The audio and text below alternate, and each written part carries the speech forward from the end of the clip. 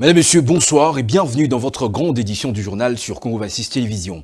Au cœur de l'actualité, c'est par l'ampleur des besoins, manque de centres de traitement, saturation de structures existantes, insuffisance des équipes d'enterrement sécurisées, absence de dispositifs de prévention dans plusieurs sites de déplacés. En Ituri, la société civile alerte sur la dégradation de la situation sanitaire dans la zone de Nizi, la zone de Lopa ainsi que la zone de Iga Barrière qui sont touchées par cette 17e épidémie d'Ebola. Suivez. De Nizi à Lopa jusqu'à Iga Barrière, le constat est préoccupant. Pendant plusieurs heures, une délégation de la société civile de l'Ituri a parcouru ces localités pour évaluer la riposte contre Ebola. Sur place, les témoignages recueillis confirment une situation sanitaire qui se détériore de jour en jour. Les équipes chargées des enterrements dignes et sécurisés sont débordées, au point que certains corps restent parfois 2 jours avant d'être pris en charge. Vous informez la population de danger qui a à manipuler les cadavres. Il se bute au problème lorsque l'équipe d'EDS n'arrive pas pour l'atterrement. Parfois, les corps passent 2 jours sans être atterrés. Nous avons vécu ces cas dans la zone de santé de Nizi, et ça c'est à Lopa, où un cadavre a fait 2 jours sans être atterré parce que l'équipe d'EDS ne pouvait pas venir les appuyer. Ils n'étaient pas là. À Iga Barrière, on a trouvé un autre corps depuis le matin jusqu'à maintenant. L'équipe n'est pas encore passée. Et cela crée des conflits maintenant entre la population et les autorités. Au-delà des difficultés liées aux enterrements sécurisés, c'est toute la prise en charge des malades qui inquiète. À Nizi, les lits disponibles étaient déjà tous occupés lors de la visite de la délégation. Les nouveaux patients sont orientés vers Bunia, où les capacités d'accueil seraient elles aussi presque sans tirer. Pour la société civile, le paradoxe est frappant. La population commence à faire confiance aux équipes sanitaires, mais les structures de soins ne parviennent plus à absorber cet afflux. Mais on se pose la question, c'est quoi cette riposte qui est incapable de prendre en charge les personnes qui sont malades, qui sont de nécessité. On ne peut pas comprendre cela. Dans la zone de santé de Nice, à ce moment, on a essayé l'ambulance. Ça met la population en difficulté. Ceux qui veulent venir se soigner, ils n'ont pas où aller se soigner. À ce moment où nous venons de Nice, par exemple, il y avait déjà 30 lits qui étaient disposés, totalement occupés. Et ils ne savaient même pas recevoir d'autres malades qui s'annonçaient. À Iga Barrière, les habitants disent vivre cette réalité au quotidien. Beaucoup affirment respecter les consignes des autorités sanitaires, mais regrettent les manques de moyens mis à leur disposition. Dans la province du Sud Kivu, nous apprenons que la division provinciale de la santé organisera du 15 au 19 juillet 2026 une campagne de vaccination contre la ruggiole, la rubéole et la poliomyélite. Plus de 4,3 millions d'enfants seront ciblés pour le vaccin contre la ruggiole rubéole, tandis que près d'1,8 million d'enfants recevront celui contre la poliomyélite. En raison des mesures de prévention contre Ebola, la vaccination se déroulera dans les sites fixés et avancés et non de porte à porte. Tous les enfants concernés seront vaccinés, sauf ceux qui présenteront des fortes fièvres ou des maladies graves qui seront d'abord prises en charge par une structure de santé. Clôture jeudi de la formation initiale à l'école de police de Kassangoulou. Les 700 recrues ont été présentés au vice-premier ministre en charge de l'Intérieur et Sécurité, Jacques Méchabani. Près de 12 mois de formation. Ces éléments seront déployés sur le terrain pour renforcer la sécurité à Kinshasa et ailleurs. À cette occasion, le commissaire général de la police nationale congolaise, Benjamin Longabeni, a plaidé pour l'opérationnalisation des écoles de police à travers toute la République démocratique du Congo. Suivez-les dans cet extrait choisi par notre confrère Tony Zolamaison. Que tout est passé bien. Aussi un vibrant hommage au commandant suprême des forces armées, de la police nationale congolaise, du service national, je cite, M. Tshisekedi Félix Antoine, président de la République, chef de l'État, pour son vouloir politique et sa vision de doter la République démocratique du Congo d'une police professionnelle, bien équipée, bien formée, au standard international. Excellence, tous mes prédécesseurs ont brossé de manière détaillée l'essentiel de la journée, notamment le début et la fin de formation de ces élèves qui aujourd'hui sont plongés dans la vie professionnelle. Aussi certains défis qu'il faut relever, par eux ici prononcés, tout le monde a suivi. Voilà pourquoi, Excellence, sans trop m'étaler sur les discours vains, nous avons des besoins à exprimer pour que les écoles de police soient effectivement opérationnelles. La loi portant la réforme de la police a préconisé le ratio de 1 policier contre 350 habitants. Toutes les polices du monde américaine soit-elle, belge soit-elle, israélienne, ne peut prévaloir ses aptitudes que par une formation saine et serrée. Pour l'armée, entraînement difficile ou combat facile.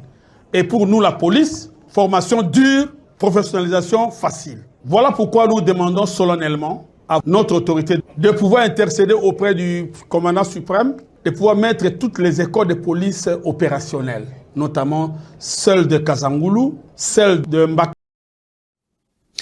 À Kinshasa, le commissaire divisionnaire plutôt Israël Kantou durcit le ton.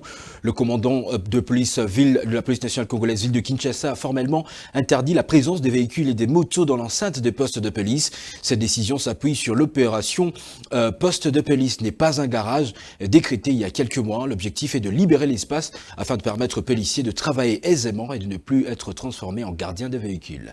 Suivez-les dans ces propos recueillis par Tonine Zolameso.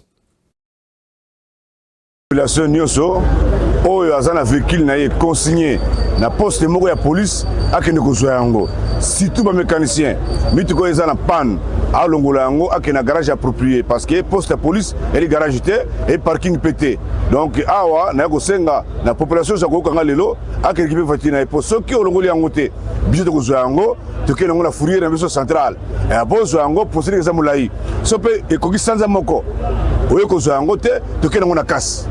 La sécurité la commandant de la police, comme vous avez dit, ils ont emballé à Souka. Quand vous avez dit la consigne, l'état-major Rabino. Pambate, la population est là. Quand vous avez bunda, vous avez moyen d'intervenir pour nous bloquer la mitukawana. Alors, ceux qui commandent, ayo qui mitunde à Souka ote, et qui aient embassé mutukaba, personnalité, yenda kokangama, à côté de Boloko. Arrestation d'Hilaire Kassosa, les communicateurs de la FDCA montent au créneau pour fustiger cet acte qu'ils qualifient d'arbitraire. Ils lancent un vibrant appel au vice-premier ministre en charge de l'Intérieur, auprès de qui ils implorent l'indulgence pour obtenir la libération sans condition du présumé de ce cadre du parti de Laou. Suivez leur déclaration. Animés par la volonté ferme de consolider les acquis démocratiques institutionnelle de notre formation politique FDCA, rappelant l'adage militaire qui dit « La loyauté et la cuirasse du soldat » et celui enseignant que l'honneur d'un chef se défend à la pointe de l'épée. Le nôtre brandira à la pointe de nos plumes et micros. Entendu que notre président national, statutaire et autorité morale, l'honorable sénateur professeur Modeste Bati Lukwebo, incarne de manière incontestable la vision, les projets des sociétés et le génie bâtisseur de notre parti et roman politique, de l'AFDCA, constituent les piliers centraux, la force motrice de l'union sacrée de la nation. Demandons la relaxation immédiate du camarade Hilaire Kassosa Kikobia, premier vice-président national de notre parti politique AFDC, détenu illégalement par la maison militaire du chef de l'État depuis le 8 mai 2026. Réitérons notre demande au vice-premier ministre, ministre de l'Intérieur, de prendre acte des résolutions notariées du 4e congrès ordinaire de notre parti, tenu régulièrement le 15 mars 2026 à l'hôtel Béatrice de Kinshasa. Par ailleurs, nous proclamons, en droit et en fait, notre attachement indéfectible et notre soutien institutionnel absolu à notre président national statutaire et autorité morale, le camarade Modeste Bati Lukwebo. Nous réitérons également notre soumission républicaine et notre fidélité indéfectible au garant de la nation, le président de la République et chef de l'État, son Excellence Félix Antoine Tshisekedi Tshilombo. Voyant que toute entreprise de dénigrement, de subversion ou de déstabilisation orchestrée par les opportunistes internes et des officines externes constitue une atteinte grave à la cohésion de notre famille politique. Par l'occasion, nous condamnons avec la dernière énergie ces actes de traîtrise. Conformément aux principes de la discipline interne du parti et du regroupement, nous mettons formellement en garde tous nos détracteurs et auteurs de cabales médiatiques qui tentent de ternir l'image de notre autorité morale. Celui qui défend son chef sur tous les fronts ne connaît point la défaite. Nous, soldats de la communication de l'AFDCA, prenons l'engagement solennel de faire un rempart de nos voix et de nos écrits pour protéger l'honneur ainsi que les idéaux de notre cher camarade autorité morale. Défendre avec dévouement, discipline et détermination les lignes politiques de notre parti et du regroupement, et ce, en dépit des vents et marées. Et enfin,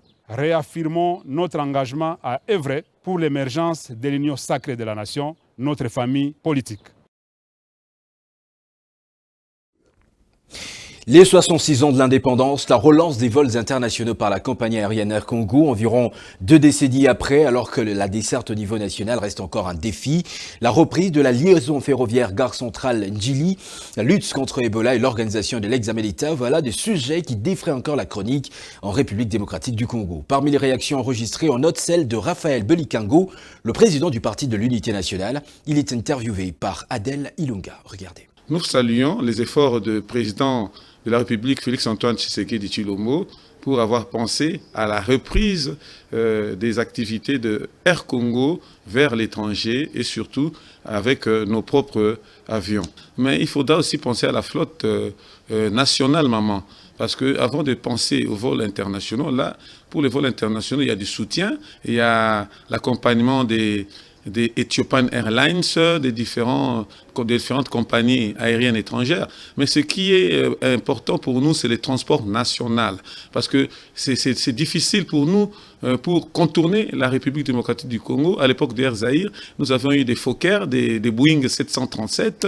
Je pense que ces avions-là, des Fokker, sont très importants pour la liaison entre la capitale et les provinces et aussi l'interprovincial avec le train. Et il y a les heures fixes, il y a les arrêts fixes, il n'y a pas d'embouteillage.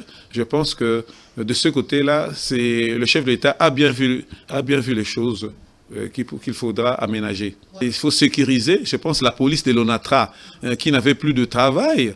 Et maintenant, la police de l'ONATRA, les gens qu'on appelait les pays, tout ça là, la police de l'ONATRA a vraiment du travail cette fois-ci. Et je pense qu'il y aura encore du boulot parce que sans les trains, il n'y avait plus l'importance de la police de l'ONATRA.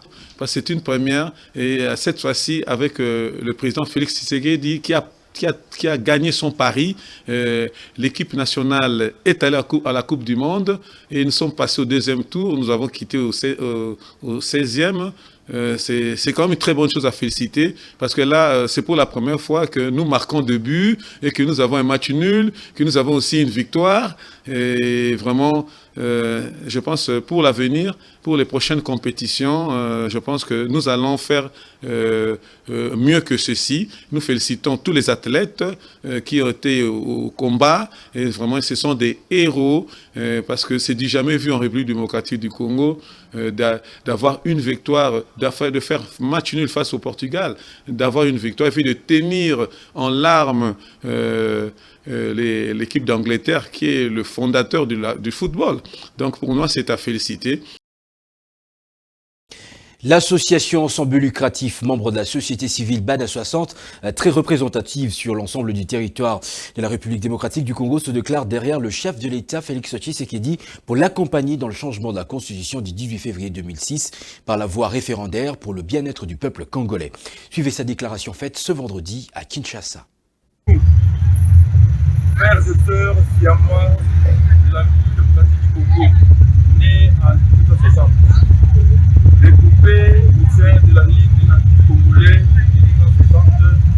de 1960 en sigle, une association sans but lucratif, membre de la société civile, présente sur toute l'étendue de la République démocratique du Congo et disséminée à travers le monde. Baby Boom de l'époque, nous sommes témoins privilégiés de tous les grands moments de la vie de notre pays. Son Excellence, Monsieur le Président de la République et son gouvernement ont construit des écoles, des hôpitaux, des aéroports, des universités comme jamais auparavant. Sans oublier la gratuité de l'enseignement et de la maternité. La victoire diplomatique qui a abouti à la signature des accords de Washington, obtenant ainsi la résolution des Nations Unies. La transformation locale des matières premières pour ne citer que cela. Nous, natifs congolais de 1960, nous sommes derrière le chef de l'État. Nous l'accompagnons pour le changement de la Constitution du 18 février 2006 par la voie référendaire pour le bien-être du peuple congolais. C'est pourquoi nous sollicitons rencontrer son Excellence Monsieur le Président de la République et la Première ministre de la République, car nous avons des messages forts à porter à leur connaissance. Que vivent les natifs de nos soirs et vive le 30 mai 2026, et vive le peuple congolais, souverain, libre à jamais, et vive son Excellence, Monsieur le Président de la République démocratique du Congo. Un groupe des sénateurs américains a adressé une lettre pressante au secrétaire d'État Marco Rubio exigeant des comptes sur la situation sécuritaire dans la partie est de la République démocratique du Congo. Les parlementaires dénoncent l'inefficacité des accords de Washington signés en décembre 2025, soulignant que le combat s'est intensifié peu après leur signature. Ils rappellent que l'offensive du M23 soutenue par l'armée rwandaise a provoqué de déplacements de plus d'un demi-million de personnes et a causé la mort de 1500 civils en seulement quelques semaines. Face à la persistance de violences, les sénateurs critiquent la communication officielle qui tendrait, selon eux, à minimiser la crise humanitaire. Ils réclament une stratégie plus robuste, plus transparente au département d'État, exigeant des réponses claires sur le retrait effectif des troupes rwandaises, l'efficacité des sanctions américaines et l'avenir de l'aide humanitaire dans une région déstabilisée par le conflit et menacée par des crises sanitaires. Toujours aux États-Unis, il y a un nouveau coup d'arrêt judiciaire contre le président Donald Trump. La Cour suprême a censuré une mesure de la Maison-Blanche visant à remettre en cause le droit du sol pour les enfants des migrants en situation irrégulière. Une décision qui maintient l'un des principes fondamentaux de la Constitution américaine et qui constitue un nouveau revers pour la politique migratoire défendue par le président américain. Selon plusieurs sources médiatiques, cette décision judiciaire intervient après d'autres blocages de mesures économiques et politiques portés par la Maison-Blanche, illustrant ainsi une série de désaccords entre l'exécutif et la plus haute juridiction du pays. C'est ainsi que s'achève cette édition du journal. Je vous rappelle ses principales articulations.